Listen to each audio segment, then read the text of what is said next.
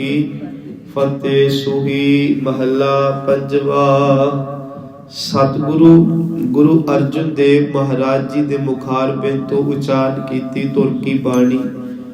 सतगुरां ने 30 रागां दे अंदर जो ये रब्बी बाणी दा सानू मुजस्मा बख्शिश कीता। राग सूही है अज दा 15वां राग है। गुरु ग्रंथ साहिब महाराज दे अंदर मिलाप दा राग है। महला दे अर्थ हुंदे ने बॉडी शरीर देही। जिस शरीर दे विच ये बाणी दा उचारण हो रहा है ते पंचम पिता सतगुरु जी इस शब्द दे उचारण करता ने। एक सवैया गुरु जी की सिफत के अंदर कह के आपां आरंभक तुकां दे लई जो सतगुरु ने बख्शिश कीतियां ने उथों थोड़ा रुक के विचार करांगे। सतगुरु सच्चे पिता महाराज की बाणी दे अंदर पट साहिबाना की बाणी ने परमात्मा की उस्तत अते परमात्मा रूप गुरां की उस्तत कीती है। एक सवैया जो अक्सर आपां पढ़दे हां, जब लो नहीं भाग लिलार उदय। ਇਹਦੇ अर्थ ने साध संगत जी कि जदों मनुख दे किस्मत नहीं जागदी, मनुख दी भाग सुते रहंदे आ। सतगुरु दी बाणी कहंदी आ जब लो नहीं भाग लिलार उदय तब लो भ्रम ते फिरते बहुतायो। उदों मनुख ना सुरत करके ते सतगुरु जी कहंदे अपने भरमा करके बहुत जक्को तक्के लगा रहिंदा।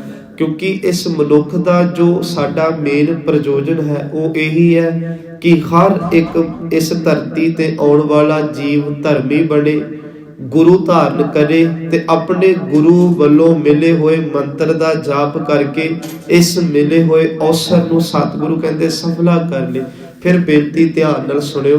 तुसीं वड्डे वड्डे राजियां दा राणियां दा बहुत वार इतिहास सुनिया कि ਉਹ ਵੀ दुनिया की आलीशान अवस्था ਨੂੰ ਭੋਗਦਿਆਂ सतगुरु सच्चे पिता महाराज जी कहते उन्होंने भी ये अंदर आया सी कि आपां गुरु धारण करिए, धर्मी जीवन बनाइए ते गुरु वालों जो सानू नाम मिले उस नाम का जाप करिए। ये परंपरा इदां ही चलती आई ते सतगुरु जी ने इसे करके अपने नाल ना भगवान ना रब शब्द वरत्या, गुरु शब्द वरत्या। एक गी धातु का शब्द है ते गो दे पहले अर्थ हुंदे ने हनेरा ते रूह दा पावे चानण। ते एक गल प्रोफैसर पूर्ण सिंह जी कहंदे हुंदे सन दुनिया दे आम गुरु आम टीचर अध्यापक नाल कदे भी अपने गुरु मुरशद दे अर्थ ना करो। क्योंकि दुनिया का अध्यापक दुनिया का टीचर सच एवे ओदे ज्ञान की सीमा होवेगी, ਉਹਦੇ ਗਿਆਨ ਦੀ ਕੋਈ ਹੱਦ ਬੰਨੀ ਹੋਵੇਗੀ ਤੇ ਜਦੋਂ ਆਪਣੇ ਚੇਲੇ ਨੂੰ ਜਾਂ ਕਿਸੇ ਸਿੱਖ ਨੂੰ ਗਿਆਨ ਦੇਵੇਗਾ ਤੇ ਉਹਦੀ ਵੀ ਇੱਕ ਸੀਮਾ ਹੋਵੇਗੀ। ਪਰ ਗੁਰੂ ਨਾਨਕ ਸੱਚੇ ਪਿਤਾ ਦਾ ਗਿਆਨ ਰੂਹਾਨੀ ਗਿਆਨ ਹੈ ਤੇ ਖੁਦ ਸਾਡੇ ਗੁਰੂ ਵੀ ਉਸ ਅਕਾਲ ਪੁਰਖ ਦੇ ਰੂਪ ਨੇ। ਤੇ ਜਦੋਂ ਆਪਣਾ ਇਹ ਰੂਹਾਨੀ ਗਿਆਨ ਗੁਰੂ ਨਾਨਕ ਜੀ ਜਦੋਂ ਆਪਣੇ ਸਿੱਖ ਬਾਬੇ ਲਹਿਣੇ ਵਰਗੇ ਤੇ ਬਾਬਾ ਬੁੱਢਾ ਜੀ ਵਰਗਿਆਂ ਨੂੰ ਦਿੰਦੇ ਆ ਅੱਜ ਤੱਕ ਦੇ ਰਿਹਾ ਤੇ ਉਹਨਾਂ ਨੂੰ ਸਿੱਖ ਨਹੀਂ ਰਹਿਣ ਦਿੰਦੇ, ਆਪਣੇ ਵਰਗਾ ਰੂਪ ਬਣਾ ਦਿੰਦੇ ਆ। ਸਤਿਗੁਰੂ ਦੀ ਬਾਣੀ ਦਾ ਇੱਕ ਬਹੁਤ ਸੋਹਣਾ ਪ੍ਰਮਾਣ ਹੈ। ਮਹਾਰਾਜ ਕਹਿੰਦੇ ਨੇ कि गुरु समुंदर है, सिख नदी दी न्याई है। ते जदों सिख नदी बन के अपने अंदर एक प्यास रखे तड़प रखे कि मैं शौ सागर नूं मिलना ते सच एवे फिर एक दिन डिगदा ढहंदा नाम जपदा बाणी पढ़दिया उस गुरु रूपी सागर तक पहुंच जांदा है। मात सच्चे पिता जी कहते ने गुरु समुंद नदी सब सिखी नहाता जिस वडियाई। बस ये है कि नहाउणा सिखी आपां इस बाणी दे विच चुभियां मार मार के। सतगुरु जी अज कृपा कर दे कि जब लौ नहीं भाग लिलार उदय तब लौ भ्रमते फिरते बहुतायो। ये सच है ते ये भटकना कोई 2-4 साल दी नहीं संगत। ये भटकना ये नहीं मैं कल तक निगुरा सी अज अमृत छक लिया मेरी वो 20-25 साल की भटकना गुरु ने दूर करती, बिल्कुल नहीं। ये भटकाना दी सीमा ही कोई नहीं। पता नहीं किन्ने जन्म आपां लए भटकदे रहे निगुरे मर गए, गुरु ने तरस कीता फिर मनुखा जन्म मिलिया। ये उम्र च भी कई साल भटकदे रहे फिर गुरु ने वडेरी उम्र च तरस कीता गुरु वाले बने ते हुण गुरु दे बन के आपां करना की आ। एक पौड़ी है कि जे को सिख सच एवें मार सच्चे पिता जी कहंदे कि जिहड़ा सिख सन्मुख गुरु दे हो जावे ना ते सन्मुख दी निशानी इहो है कि वो दिन रात गुरु के चरणों नूं, गुरु की बाणी नूं, गुरु के नाम नूं अपने हिरदे च वसा के रखे। एक खिंड दे लई भी गुरु की याद नूं, गुरु के शुकराने नूं दूर ना करे। जदों इहो जी सिੱਖੀ सिख कमावे ते ओ सिख फिर अपने गुरु की बख्शिश लैके इस जन्म नूं परवान कर लैंदा। महाराज सच्चे पिता जी कहते ने, जे को सिख गुरु सेती सन्मुख होवे तां सन्मुख सिख कोई जियो रहे गुर नाले। सतगुरु कहते जी दे नाल, अपने आत्मा तो गुरु दे नाल रहना। सो ये दात सानू अज महाराज बख्शते ने कि जब लो नहीं भाग लिलार उदय तब लो भ्रमते फिरते बहुतायो। कल कोर समुंदर में बूढ़ थे। इस कल युग दे कोर समुंदर दे अंदर भट्ट जी कहते असी ते हर ओ जीव जिन्हों बाणी कहती आ कि सतगुर बाजो गुर नहीं कोई निगुरे का है नाउ बुरा। सतगुरु महाराज जी कहते जितने नरक से मनमुख भोगै गुरमुख लेप ना मासा है। साध संगत जी हवा चले ते साडे शरीर नूं स्पर्श करे ते मास दी स्पर्शता दसदी है कि हवा तत्ती चल रही है कि ठंडी, ते बस वो स्पर्शता ही कहते एक पासे मनमुख नूं इन्ने दुख ते गुरमुख नूं हवा वांग भी टच नहीं हुंदे, क्योंकि उहदे सिर ते ठाठा गुरसूरा खलोता हुंदा। तां करके अज गुरु साहब कहंदे कि कल घोर समुंदर में बूट थे। ये कल युग की है। ते बाबा फरीद जी बहुत सोहनी एक गल कहंदे हुंदे ना, बाबा जी कहंदे किज ना बुझै किज ना सुझै दुनिया गुजी भाहे।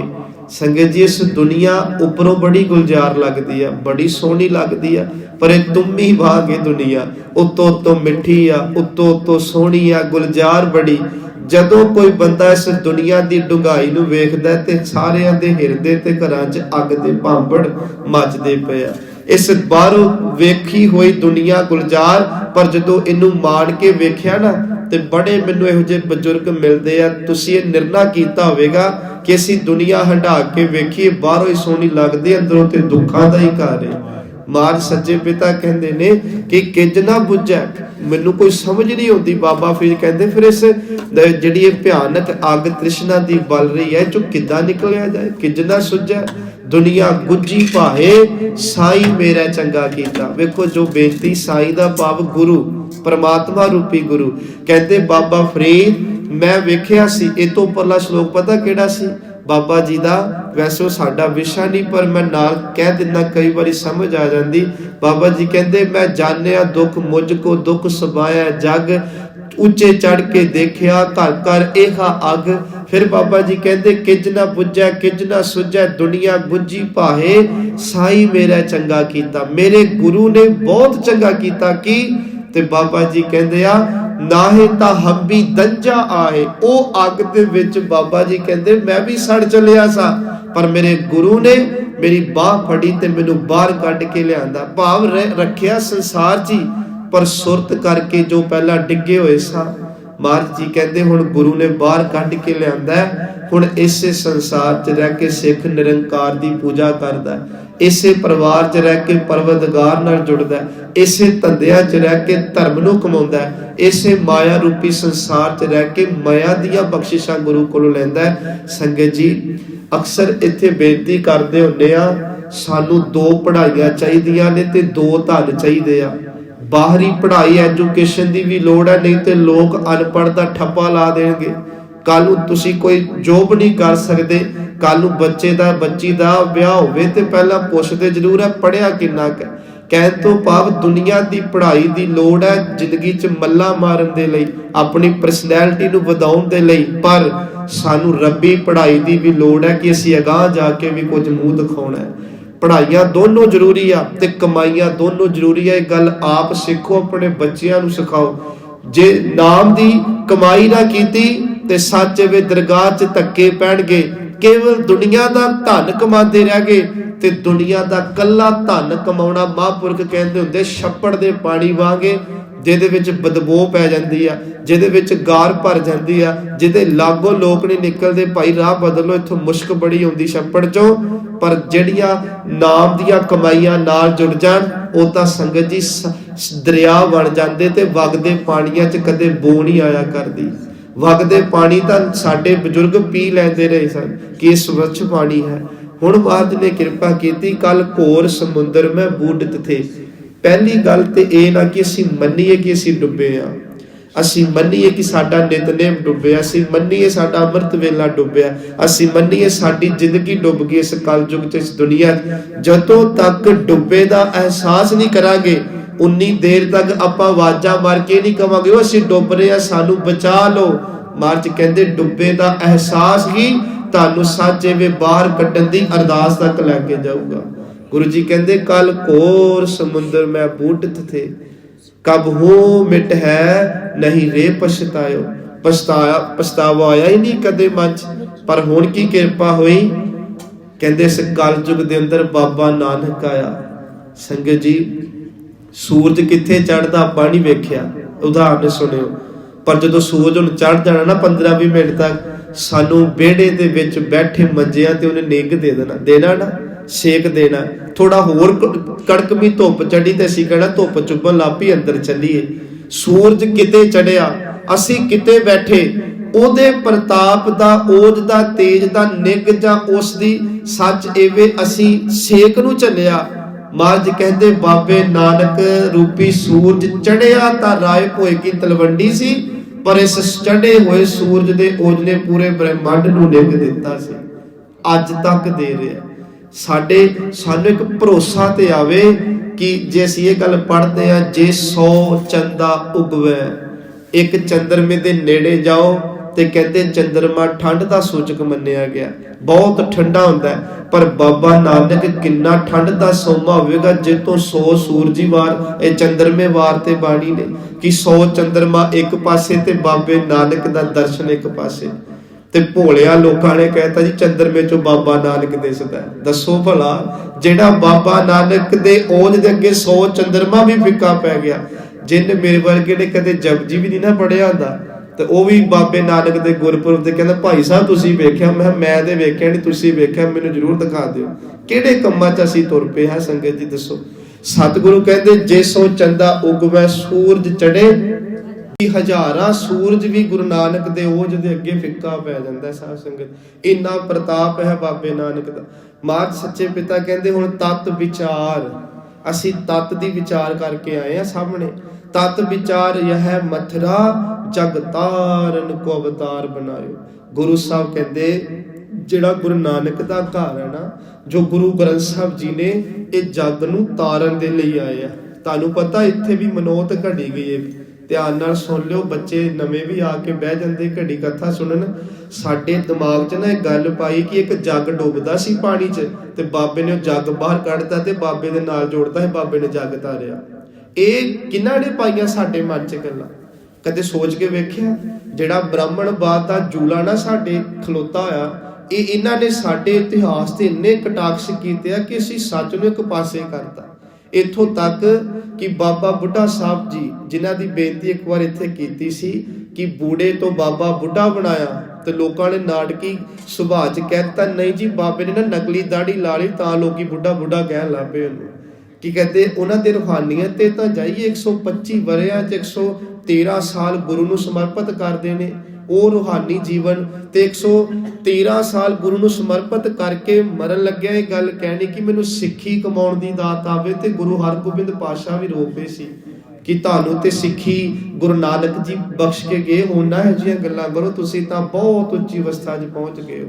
ਕਿੰਨੇ ਭਾਗਾਂ ਵਾਲੇ ਹੋਣਗੇ, ਗੁਰੂ ਨੇ ਆਪ ਮੋਢਾ ਲਾਇਆ ਸੀ ਉਹਨਾਂ ਦੇ ਜਿਹੜੇ ਸੀ ਸਰੀਰ ਨੂੰ। ਤਤ ਵਿਚਾਰ ਇਹ ਮਥਰਾ ਜਗ ਤਾਰਨ ਕੋ ਅਵਤਾਰ ਬਣਾਇਓ, ਜਪਿਓ ਜਿਨ ਅਰਜਨ ਦੇਵ ਗੁਰੂ। ਹੁਣ ਗੁਰੂ ਨੂੰ ਜਪਣਾ ਕੀ ਹੈ ਸੰਗਤ ਜੀ? ਗੁਰੂ ਦੀ ਬਾਣੀ ਪੜ੍ਹਨੀ ਗੁਰੂ ਨੂੰ ਜਪਣਾ ਹੈ, ਗੁਰੂ ਦੇ ਸਿੱਖਿਆਵਾਂ ਦੇ ਧਾਰਨੀ ਹੋਣਾ ਗੁਰੂ ਨੂੰ ਜਪਣਾ ਹੈ। ਜੋ ਗੁਰੂ ਬਾਣੀ ਕਹਿੰਦੀ ਆ, ਜੋ ਇਤਿਹਾਸ ਕਹਿੰਦਾ ਉਹਦੇ ਤੇ ਆਪਾਂ ਅਮਲ ਲੈ ਕੇ ਆਈਏ। ਜਪਿਓ ਜਿਨ ਅਰਜਨ ਦੇਵ ਗੁਰੂ, ਫਿਰ ਸੰਕਟ ਜੋਨ ਗਰਭ ਨਾ ਆਇਓ। ਮਹਾਰਾਜ ਕਹਿੰਦੇ 84 ਦੇ ਗੇਟ 'ਚ ਨਹੀਂ ਡਿੱਗਾਂਗੇ, ਸੰਕਟ 'ਚ ਨਹੀਂ ਪਵਾਂਗੇ, ਕਿਉਂਕਿ ਗੁਰੂ ਦੇ ਪ੍ਰਤਾਪ ਦੇ ਨਾਲ ਉਹ ਰਾਹ ਹੀ ਵੱਖਰੇ ਹੋ ਜਾਂਦੇ ਸਿੱਖ ਦੇ। ਅੱਗੇ ਹੈ ਜਿਸ ਕੇ ਸਿਰ ਉੱਪਰ ਤੂੰ ਸੁਆਮੀ, ਸੋ ਦੁੱਖ ਕੈਸਾ ਪਾਵੈ। ਸਤਿਗੁਰੂ ਸੱਚੇ ਪਿਤਾ ਮਹਾਰਾਜ ਜੀ ਕਹਿੰਦੇ ਨੇ ਅੱਜ ਕਿ ਹੇ ਸਤਿਗੁਰੂ ਅਕਾਲ ਪੁਰਖ ਜੀ, ਜਿਨ੍ਹਾਂ ਨੇ ਤੁਹਾਡਾ ਨਾਮ ਜਪਿਆ, ਜਿਨ੍ਹਾਂ ਨੇ ਤੁਹਾਡੀ ਬਾਣੀ ਪੜ੍ਹੀ, ਜਿਹੜੇ ਦਿਨ ਰਾਤ ਤੁਹਾਡੇ ਆਸਰੇ ਨਾਲ ਜ਼ਿੰਦਗੀ ਜਿਉਂਦੇ ਆ, ਉਹਨਾਂ ਦੇ ਸਿਰ ਦੇ ਉੱਤੇ ਤੁਸੀਂ ਆਪਣਾ ਮਿਹਰਾਂ ਦਾ ਹੱਥ ਟਿਕਾ ਦਿੰਦੇ ਹੋ। ਤੇ ਜਦੋਂ ਤੁਹਾਡੇ ਮਿਹਰਾਂ ਦਾ ਹੱਥ ਟਿਕ ਜਾਂਦਾ ਨਾ ਕਿਸੇ ਦੇ ਸੀਸ ਤੇ ਸੱਚ ਐਵੇਂ ਉੱਥੇ ਕੋਈ ਵੀ ਦੁੱਖ ਜਿਹੜਾ ਉਹ ਨਹੀਂ ਫਿਰ ਵਿਆਪਦਾ ਉਹਨਾਂ ਨੂੰ, ਕਿਉਂਕਿ ਕਲ ਤਾਤੀ ਠਾਂਡਾ ਹਰਿ ਨਾਉ, ਸਿਮਰ ਸਿਮਰ ਸਦਾ ਸੁਖ ਪਾਓ। ਗੁਰੂ ਦਾ ਸੀਸ ਤੇ ਹੱਥ ਆਉਣ ਦਾ ਭਾਵ ਹੈ ਗੁਰੂ ਸਾਨੂੰ ਨਾਮ ਨਾਲ ਜੋੜ ਦਿੰਦਾ। ਸਾਧ ਸੰਗਤ, ਗੁਰੂ ਸਾਨੂੰ ਬਾਣੀ ਨਾਲ ਜੋੜ ਦਿੰਦਾ, ਗੁਰੂ ਸਾਨੂੰ ਰਾਹ ਦੱਸ ਦਿੰਦਾ ਕਿ ਇਹਨਾਂ ਰਾਹਾਂ ਤੇ ਤੁਰੇ ਰਹੋ, ਤੁਹਾਨੂੰ ਕੋਈ ਦੁੱਖ ਨਹੀਂ ਆਵੇਗਾ। ਗੁਰੂ ਨਾਨਕ ਸਾਹਿਬ ਨੂੰ ਪੁੱਛਿਆ ਸੀ ਸਿੱਖਾਂ ਨੇ, ਕਹਿੰਦੇ ਬਾਬਾ ਜੀ ਦੁਨੀਆ ਦੇ ਅੰਦਰ ਬੜੇ ਬਾਦਸ਼ਾਹ ਨੇ, ਰਾਜਾ ਨੇ, ਪਾਤਸ਼ਾਹ ਨੇ, ਚੌਧਰੀ ਆ, ਸਿਕਦਾਰ ਨੇ, ਬੜੇ ਲੋਕ ਨਾ ਦੁਨੀਆ 'ਚ ਕੋਈ ਕੰਮ ਛੇੜਦੇ ਆ ਤੇ ਰੁਕ ਜਾਂਦਾ, ਵਿਘਨ ਪੈ ਜਾਂਦੇ, ਉਹਨਾਂ ਨੂੰ ਡਿਲੇ ਕਰਨੇ ਪੈਂਦਾ ਕਿ ਫਿਰ ਕਿਤੇ ਕਰ ਲਾਂਗੇ। ਪਰ ਸਤਿਗੁਰੂ ਅੱਜ ਤੱਕ ਤੁਸੀਂ ਜਿੰਨੇ ਵੀ ਕੰਮ ਸ਼ੁਰੂ ਕੀਤੇ, 4 ਉਦਾਸੀਆਂ ਕੀਤੀਆਂ, ਨਗਰ ਵਸਾਏ, ਭੁੱਲਿਆਂ ਨੂੰ ਰਾਹ ਪਾਏ, ਬਹੁਤ ਕੁਝ ਕੀਤਾ, ਤੁਹਾਡੇ ਇੱਕ ਵੀ ਕੰਮ 'ਚ ਵਿਘਨ ਨਹੀਂ ਪਿਆ। ਕਾਰਨ ਕੀ ਦੱਸੋ? ਕਦੇ ਤੁਸੀਂ ਇਹ ਨਹੀਂ ਸੋਚਿਆ ਚਲੋ ਬਾਅਦ 'ਚ ਕਰ ਲਾਂਗੇ, ਹੁਣ ਉਦਾਸੀ ਅਜੇ ਸਮਾਂ ਨਹੀਂ। ਗੁਰੂ ਸਾਹਿਬ ਪਤਾ ਕੀ ਕਹਿੰਦੇ ਹੁੰਦੇ ਸੀ? ਕਹਿੰਦੇ ਜਦੋਂ ਆਪਾਂ ਕੋਈ ਕਾਰਜ ਕਰਨ ਲੱਗਦੇ ਆ, ਉਸ ਅਕਾਲ ਪੁਰਖ ਨੂੰ ਧਿਆ ਕੇ ਕਰਦੇ ਆ, ਤੇ ਜਿਹੜੇ ਰਾਹ ਤੇ ਗੁਰੂ ਨਾਨਕ ਤੁਰ ਪੈਂਦਾ ਉਹਨਾਂ ਰਾਹਾਂ ਨੂੰ ਬਣਾਉਣ ਵਾਲਾ ਰੱਬ ਆਪ ਸਾਡੀ ਅਗਵਾਈ ਕਰਦਾ। ਧਿਆਨ ਨਾਲ ਸੁਣਿਓ, ਕਹਿੰਦੇ ਜਿਸ ਰਾਹ ਤੇ ਉੱਤੇ ਗੁਰੂ ਨਾਨਕ ਤੁਰੇ ਉਹਨਾਂ ਰਾਹਾਂ ਦੀ ਅਗਵਾਈ ਭਾਵ ਉਹ ਰਾਹ ਆਪ ਰੱਬ ਬਣਾਉਂਦਾ ਤੇ ਰੱਬ ਦੇ ਬਣਾਏ ਹੋਏ ਰਾਹ ਤੇ ਗੁਰੂ ਨਾਨਕ ਤੁਰਦਾ ਤੇ ਗੁਰੂ ਨਾਨਕ ਦੇ ਕਾਰਜ ਕਦੇ ਵਿਘਨ ਨਹੀਂ ਪੈਂਦੇ। ਬਾਬਾ ਨਾਨਕ ਇੱਕ ਦੁਨੀਆ ਨੂੰ ਰਾਹ ਦੇ ਕੇ ਚੱਲਿਆ, ਜਿਹੜਾ ਉਸ ਰਾਹ ਤੇ ਤੁਰੇਗਾ ਉਹਨਾਂ ਦੀ ਜ਼ਿੰਦਗੀ 'ਚ ਵੀ ਕਦੇ ਵਿਘਨ ਨਹੀਂ ਆਉਣਗੇ। ਅਸੀਂ ਸਾਰੇ ਰਾਹ ਚੇਤੇ ਕੀਤੇ, ਗੁਰੂ ਨਾਨਕ ਦਾ ਰਾਹ ਭੁੱਲ ਗਏ ਆ, ਉਹਨਾਂ ਦੀਆਂ ਸਿੱਖਿਆਵਾਂ ਭੁੱਲ ਗਏ ਆ, ਉਹਨਾਂ ਦੇ ਦਿੱਤੇ ਹੋਏ ਫਲਸਫੇ ਵਿਚਾਰਧਾਰਾ ਨੂੰ ਭੁੱਲ ਗਏ ਆ। ਲੋੜ ਹੈ ਸਾਧ ਸੰਗਤ ਅੱਜ ਸਾਨੂੰ ਉਸ ਬਾਣੀ ਨਾਲ ਜੁੜਨ ਦੀ, ਗੁਰੂ ਦੇ ਸੱਚੇ ਗਿਆਨ ਨੂੰ ਆਪਾਂ ਆਪਣੇ ਹਿਰਦੇ 'ਚ ਵਸਾ ਲਈਏ, ਫਿਰ ਅਸੀਂ ਮਾਣ ਨਾਲ ਇਹ ਗੱਲ ਕਵਾਂਗੇ। ਵੇਖੋ ਹੁਕਮਨਾਮਾ ਤੇ ਸਾਰਿਆਂ ਨੂੰ ਚੇਤੇ ਹੀ ਹੋਣਾ, ਜਿਸ ਕੇ ਸਿਰ ਉੱਪਰ ਤੂੰ ਸੁਆਮੀ, ਪਰ ਗੁਰੂ ਦਾ ਹੱਥ ਸਿਰ ਤੇ ਆਉਣਾ ਖਾਲਾ ਹੀ ਦਾ ਬਾੜੀ ਥੋੜੀ ਹੈ। ਬਾਬਾ ਬਿਧੀ ਚੰਦ ਬਲ ਦੇ ਭੱਠੇ 'ਚ ਬਹਿ ਗਿਆ, ਪਹਿਲਾਂ ਇੰਨਾ ਭਰੋਸਾ ਤੇ ਕਰੀਏ ਆਪਾਂ। ਜਦੋਂ ਲੈ ਕੇ ਤੁਰੇ ਨਾ ਜੋ ਸਿੱਖਾਂ ਦੇ ਦੁਸ਼ਾਲੇ ਸੀ ਤੇ ਉਹਨੂੰ ਪਤਾ ਲੱਗ ਗਿਆ ਕਿ ਗੇਟ ਬੰਦ ਹੋ ਗਏ ਸਾਰੇ ਮਹੱਲ ਦੇ, ਤੇ ਹੁਣ ਲਾਗੇ ਇੱਕ ਪਠਿਆਰਨ ਸੀ, ਕਹਿੰਦਾ ਮੈਨੂੰ ਲੁਕਣ ਨੂੰ ਥਾਂ ਦੇ, ਮੈਂ ਸਿੱਖਾਂ ਗੁਰੂ ਦਾ। ਉਹ ਕਹਿੰਦੀ ਮੇਰੇ ਕੋਲ ਤੇ ਗਰੀਬਣੀ ਕੋਲ ਬਲ ਦਾ ਭੱਠਾ ਹੀ ਆ, ਕਿ ਅਸੀਂ ਕਰਾਂਗੇ ਇੰਨਾ ਭਰੋਸਾ ਹੋਵੇ ਤੇ ਗੁਰੂ ਦੀ ਕਲਾ ਵਰਤਦੀ ਆ। ਅਸੀਂ ਤੇ ਹੱਥ 'ਚ ਪੋਥੀ ਫੜ ਕੇ ਵੀ ਕਹਿੰਦੇ ਆ ਖੌਰੇ ਕੋਈ ਕੰਮ ਬਣਨਾ ਕਿ ਨਹੀਂ ਬਣਨਾ, ਕਿ ਅਸੀਂ ਪਾਠ ਤੇ ਘਰੇ ਰਖਾ ਲਿਆ, ਸਾਨੂੰ ਇਹ ਪਿਆ ਰਹਿੰਦਾ ਕਿ ਹੁਣ ਪਾਠ ਤੇ ਕਰਾ ਲਿਆ, ਖਰਚਾ ਵੀ ਕਰ ਲਿਆ, ਪਤਾ ਨਹੀਂ ਪੁੱਤ ਦਾ ਵੀਜ਼ਾ ਆਉਣਾ ਕਿ ਨਹੀਂ ਆਉਣਾ। ਹੁਣ ਜਿਹੜਾ ਪਤਾ ਨਹੀਂ ਆ ਨਾ, ਇੰਨੀ ਸਾਰਾ ਕੰਮ ਖਰਾਬ ਕਰ ਦੇਣਾ ਹੁੰਦਾ ਸਾਡਾ। ਸਤਿਗੁਰੂ ਸੱਚੇ ਪਿਤਾ ਕਹਿੰਦੇ ਉਸ ਸਿੱਖ ਦਾ ਭਰੋਸਾ ਸੀ, ਬਲ ਦੀ ਅੱਗ 'ਚ ਬਹਿ ਗਿਆ ਕਿ ਮੇਰਾ ਗੁਰੂ ਬਚਾਉਣ ਵਾਲਾ, ਮੈਨੂੰ ਤਪਤ ਕੜਾਹਾ ਬੁੱਝ ਗਿਆ, ਗੁਰ ਸੀਤਲ ਨਾਮ ਦਿਓ। ਚੌਂਕੜਾ ਮਾਰ ਕੇ ਬਾਣੀ ਪੜ੍ਹੀ, ਤੁਸੀਂ ਸੱਚ ਜਾਣਿਓ, ਸਭ ਕੁਝ ਹੀ ਸੜ ਗਿਆ ਸੀ। ਸਿੱਖਾਂ ਦਾ ਜਿਹੜਾ ਸਮੱਗਰੀ ਸੀ ਉਹ ਨਹੀਂ ਸੜੀ, ਤੇ ਬਾਲ ਨਹੀਂ ਸੀ ਵਿੰਗਾ ਹੋਇਆ ਬਾਬਾ ਬਿਧੀ ਚੰਦ ਜੀ ਦਾ। ਉੱਥੇ ਗੁਰਦੁਆਰਾ ਸਾਹਿਬ ਬਣਿਆ ਜੋ ਗੁਰਦੁਆਰਾ ਭੱਠਾ ਸਾਹਿਬ। ਇਹ ਹੈ ਗੁਰੂ ਦੀ ਕਲਾ ਜਦੋਂ ਵਰਤੇ ਸੰਗਤ ਜੀ, ਜਦੋਂ ਗੁਰੂ ਸਿਰ ਤੇ ਹੱਥ ਰੱਖ ਦੇਵੇ। ਸੁਖਮਨੀ ਸਾਹਿਬ ਦੇ ਅੰਦਰ ਇੱਕ ਤੁਕ ਅਸੀਂ ਪੜ੍ਹਦੇ ਆ, ਸਿਰ ਉੱਪਰ ਠਾਂਡਾ ਗੁਰਸੂਰਾ। ਠਾਂਡਾ ਦਾ ਭਾਵੇਂ ਖਲੋਤਾ ਹੋਇਆ, ਨਾਨਕ ਤਾਕੇ ਉਹਨਾਂ ਦੇ ਸਾਰੇ ਕਾਰਜ ਪੂਰੇ ਹੋ ਜਾਂਦੇ ਜਿਨ੍ਹਾਂ ਦੇ ਗੁਰੂ ਆਪਣਾ ਮਿਹਰਾਂ ਦਾ ਹੱਥ ਰੱਖ ਦਿੰਦਾ। ਕਿਰਪਾ ਕਟਾਖਿ ਅਵਲੋਕਨ ਕੀਨੋ ਦਾਸ ਕਾ ਦੁੱਖ ਵਿਦਾਰਿਓ। ਉਸ ਦਾਸ ਦੇ ਸਿੱਖ ਦੇ ਸਾਰੇ ਦੁੱਖ ਕੱਟੇ ਜਾਂਦੇ ਨੇ। ਸੋ ਮਾਤ ਕਿਰਪਾ ਕਰਨ, ਬੋਲ ਨਾ ਜਾਣੈ ਮਾਇਆ ਮਦ ਮਾਤਾ, ਮਰਨਾ ਜੀਤ ਨਾ ਆਵੈ। ਅਗਲੇਰੀ ਤੁਕ ਦੇ ਅੰਦਰ ਗੁਰੂ ਸਾਹਿਬ ਨੇ ਉਹਨਾਂ ਮਨਮੁਖਾਂ ਦੀ ਗੱਲ ਕੀਤੀ ਹੈ। ਗੁਰੂ ਜੀ ਕਹਿੰਦੇ ਜਿਹੜੇ ਮਾਇਆ ਦੇ ਨਸ਼ੇ 'ਚ ਧੁੱਤ ਰਹਿੰਦੇ ਆ ਨਾ, ਉਹ ਜਿਹੜਾ ਅਸੀਂ ਪਿੱਛੇ ਪੜ੍ਹਿਆ ਕਿ ਕਿਜ ਨਾ ਬੁੱਝੈ ਕਿਜ ਨਾ ਸੁੱਝੈ ਦੁਨੀਆ ਗੁੱਜੀ ਭਾਹੇ, ਇਹਦੇ ਵਿੱਚੋਂ ਨਿਕਲਣਾ ਬਹੁਤ ਔਖਾ ਹੈ। ਬੋਲ ਨਾ ਜਾਣੈ ਸੰਗਤ ਜੀ, ਅਸੀਂ ਦੁਨੀਆ ਦਾ ਕਿੰਨਾ ਕੁਝ ਬੋਲਦੇ ਨਾ, ਸਾਡੀ ਆ ਜਿਹੜੀ ਤੋਤਲੀ ਲੱਗੀ ਆ ਕਿੰਨਾ ਕੁਝ ਬੋਲਦੀ ਆ, ਪਰ ਮਰਜ ਕਹਿੰਦੇ ਜਦੋਂ ਨਾਮ ਜਪਣ ਦੀ ਗੱਲ ਆਵੇ ਤੈਨੂੰ ਆਲਸ ਪੈ ਜਾਂਦਾ। ਜਦੋਂ ਲੜਨਾ ਹੋਵੇ ਨਾ ਤੇ ਆਪਣੇ ਮਹੱਲੇ ਤੋਂ ਪੂਰੇ ਪਿੰਡ 'ਚ ਗਰਜੂਗੀ ਫਿਰ ਇਹ ਤੋਤਲੀ, ਉੱਚੀ ਉੱਚੀ ਲਾਹਣਤਾਂ ਪਾਉਗੀ, ਗਾਲਾਂ ਕੱਢੂਗੀ। ਤੇ ਜਦੋਂ ਇਹਨੂੰ ਕਹੀਏ ਨਾ ਜਪਜੀ ਸਾਹਿਬ ਪੜ੍ਹ ਲੈ ਤੇ ਕਹਿੰਦੀ ਘੜੀ ਸੌਂ ਜਾ, ਬਾਅਦ 'ਚ ਪੜ੍ਹ ਲਾਂਗੇ। ਇਹ ਗੱਲਾਂ ਬਾਣੀ 'ਚ ਆਈਆਂ। ਮਹਾਰਾਜ ਜੀ ਕਹਿੰਦੇ ਕੁਝ ਖਾਣਾ ਹੋਵੇ ਨਾ, ਵੇਖੋ ਸਾਡਾ ਰੱਬ ਨੇ ਮੂੰਹ ਲਾਇਆ ਬੜਾ ਸੋਹਣਾ, 32 ਦੰਦ ਲਾਏ, ਕਿੰਨਾ ਕੁਝ ਲਾਇਆ, ਪਰ ਜੇ ਸਵਾਦ ਕੋਈ ਛੈ ਦੱਸਦੀ ਆ ਤੇ ਉਹ ਜੀਭਾ ਹੀ ਦੱਸਦੀ ਆ ਕਿ ਸਬਜ਼ੀ 'ਚ ਲੂਣ ਘੱਟ ਹੈ ਕਿ ਵੱਧ, ਚਾਹ ਚੰਗੀ ਬਣੀ ਕਿ ਨਹੀਂ ਬਣੀ। ਇਹ ਜੀਭ ਨੂੰ ਹੀ ਦਿੱਤਾ ਮਹਾਰਾਜ ਨੇ ਗੁਣ। ਗੁਰੂ ਸਾਹਿਬ ਕਹਿੰਦੇ ਹੇ ਜਿਹਵੇ ਹੇ ਰਸਗੇ ਮਦਰ ਪ੍ਰਿਯ ਤੋਏ, ਕਹਿੰਦੇ ਜਦੋਂ ਮੈਂ ਤੈਨੂੰ ਖਾਣ ਨੂੰ ਦਵਾਂ ਬਹੁਤ ਜਿਹੜੇ ਨੇ ਸਵਾਦਲੇ ਪਦਾਰਥ, ਉਦੋਂ ਤੂੰ ਬੜੇ ਸਵਾਦ ਲਾਨੀ ਆ, ਬੜਾ ਮਿੱਠਾ ਮਿੱਠਾ ਕਰਕੇ ਖਾਨੀ, ਉਹਨਾਂ ਨੂੰ ਪਿਆਰ ਬੜਾ ਕਰਦੀ। ਬੱਲੇ ਬੱਲੇ ਵਿਆਹ 'ਚ ਇੰਨੀਆਂ ਆਈਟਮਾਂ, ਦੇਖੋ ਅਸੀਂ ਖਾ ਕੇ ਵੀ ਸਵਾਦ ਲੈਂਦੇ ਆ ਨਾ।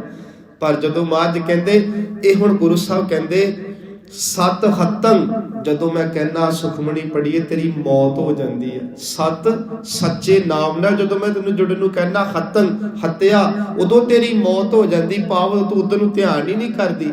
ਤੇ ਪਰਮ ਬਾਦਨ, ਬਾਦਨ ਕਹਿੰਦੇ ਲੜਾਈਆਂ ਜਦੋਂ ਦੂਜੇ ਨਾਲ ਲੜਨਾ ਹੋਵੇ ਨਾ, ਫੇਰ ਨਹੀਂ ਤੈਨੂੰ ਨੀਂਦ ਆਉਂਦੀ, ਫੇਰ ਨਹੀਂ ਤੈਨੂੰ ਆਲਸ ਆਉਂਦਾ, ਫੇਰ ਤੇ ਤੂੰ ਅੱਡੀਆਂ ਚੁੱਕ ਚੁੱਕ ਕੇ ਉਹਦੇ ਘਰ ਜਾ ਜਾ ਕੇ ਲੜਦੀ।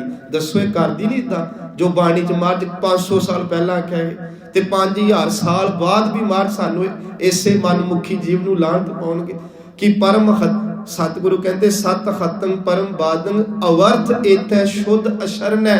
ਚਾਹੀਦਾ ਇਹ ਸੀ ਜਿਹੜਾ ਸ਼ੁੱਧ ਅੱਖਰ ਸੀ ਉਹਨੂੰ ਤੂੰ ਵਾਰ-ਵਾਰ ਰਿਪੀਟ ਕਰਦੀ, ਉਹਨੂੰ ਜਪਦੀ, ਕਿਉਂਕਿ ਇੱਕ ਦੂਜੀ ਭਉ, ਇੱਥੇ ਭਉ ਨਾ ਪਾਠ ਪੜਿਆ ਕਰੋ, ਭੱਬਾ ਲੱਗਾ ਵਾ, ਜੀਭੋ ਪੜਿਆ, ਕਿਉਂਕਿ ਜੀਭ ਨੂੰ ਸੰਬੋਧਨ ਕੀਤਾ ਜਾ ਰਿਹਾ। ਇੱਕ ਦੂਜੀ ਭਉ ਲੱਖ ਹੋਏ ਲੱਖ ਹੋਵੇ ਲੱਖ 20। ਗੁਰੂ ਜੀ ਕਹਿੰਦੇ ਰਸਨਾ ਜਪੈ ਨਾ ਨਾਮ ਤਿਲ ਤਿਲ ਕਰ ਕੱਟੀਐ, ਜਿਹੜੀ ਰਸਨਾ ਰੋਜ਼ ਦਿਨ